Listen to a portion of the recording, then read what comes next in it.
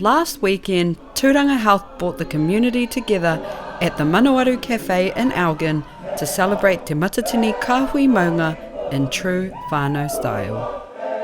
Lots of excitement, particularly for us as we're looking to plan ahead. We knew that we need to get the doors open for our whānau so they can come and see their whānau who are performing.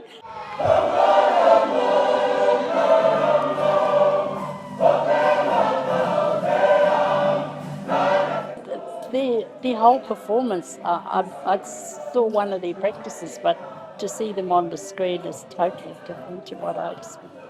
And, you know, I look at all my mokupunas on there too, and they're mine. They're all from Royal Whakata, and they're my mokupuna.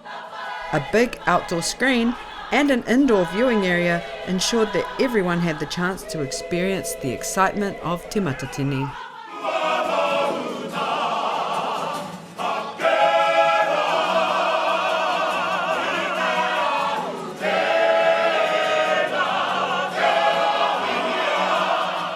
They brought the sunshine to the game and it was awesome. Yeah, they were all lit up. They were all had these mean smiles the whole way through.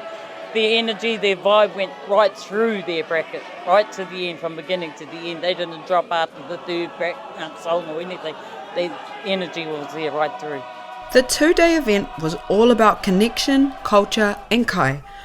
Whānau were treated to free kai and coffee, creating a welcoming space to gather and enjoy all the performances.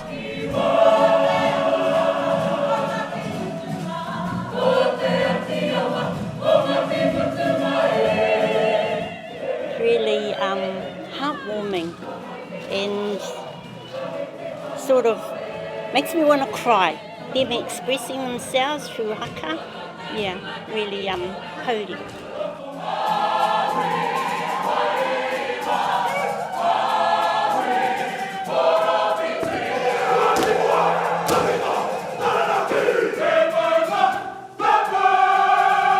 So proud, all the hours and the travel that, you know, our whānau have put into their performances.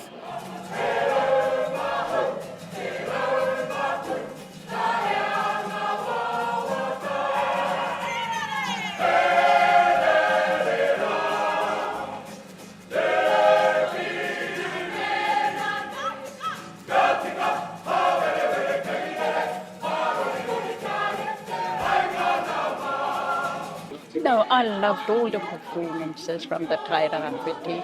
On finals day, the atmosphere was electric. With standing room only, the community came together to witness the very best of Kapa Haka in the world.